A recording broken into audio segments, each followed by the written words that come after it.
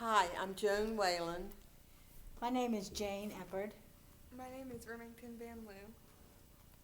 Imagine waking up one morning and not remembering what you're supposed to do today, or how to get out of bed, or how to put your clothes on, or not even remembering how old you are, or remembering what your name is.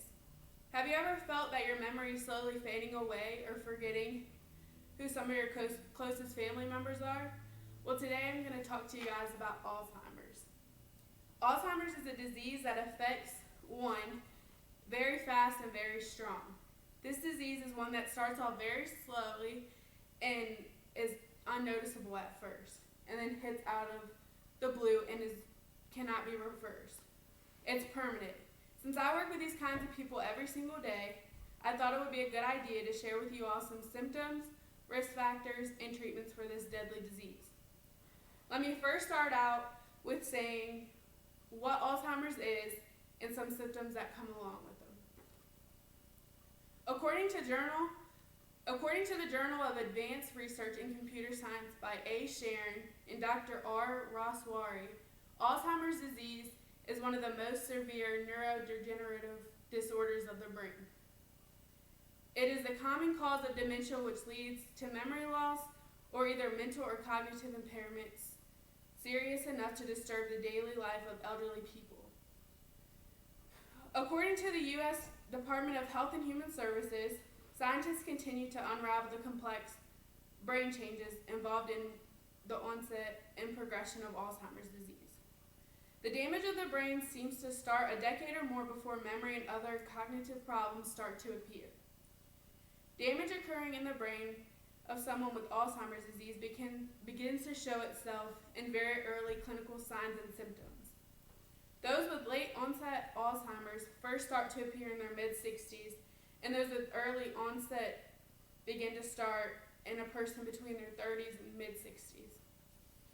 Still referring back to the U.S. Department of Health and Human Services, no first symptoms of Alzheimer's is the same.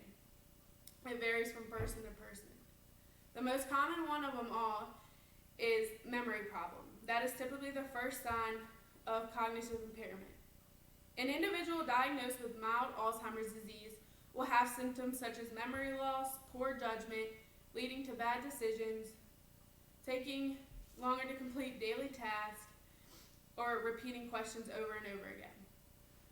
Those diagnosed with moderate Alzheimer's disease will often show you that they can't put things together, shorten attention spans, not remember family or friends, or like anger outbursts.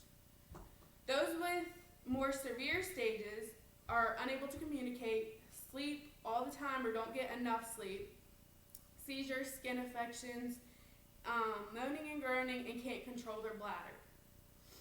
Now that I've talked to you guys about what Alzheimer's is and the symptoms that come along with it, I will be explaining the risk factors that follow along with it as well.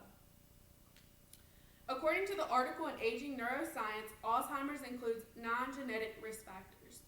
Non-genetic risk factors are things such as diabetes, hypertension in midlife, which is high blood pressure, and dyslipidemia in midlife as well, which is high lipid level or low cholesterol level.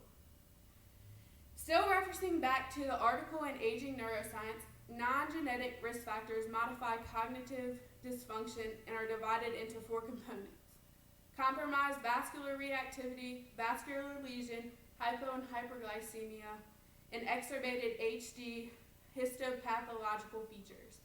With all these things, the vascular and metabolic factors contribute to aggravation and cognitive dysfunction in Alzheimer's disease, short-term and long-term. After explaining the risk factors, the next is the treatment of this powerful disease.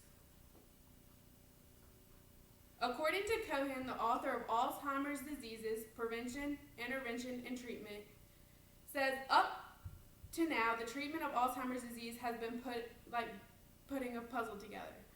Over time, they say there's no cure for Alzheimer's, but it's to lessen the symptoms from the disease. There's no direct cure for the disease, but there are medicines out there to help lessen the symptoms. According to the Alzheimer's Association, there are medications for memory, cognitive, and dementia-related behaviors. Acuminum is a drug given to change the progression of the disease. This drug targets the beta amyloid and is a microscopic protein fragment that forms in the brain and accumulates into plaques, which causes the disruption between the nerve cells.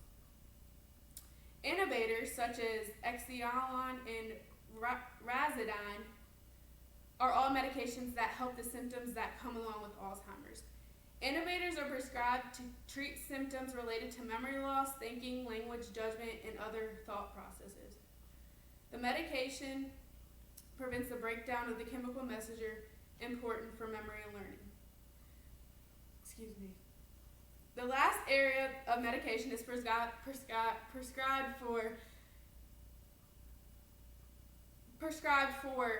psychological and mental reasons.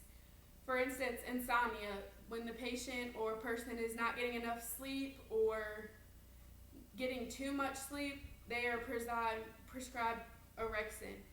And that's an analgesic which is given with those living with dementia every single day. In conclusion today, I have discussed with you guys the symptoms, risk factors, and treatment for Alzheimer's disease.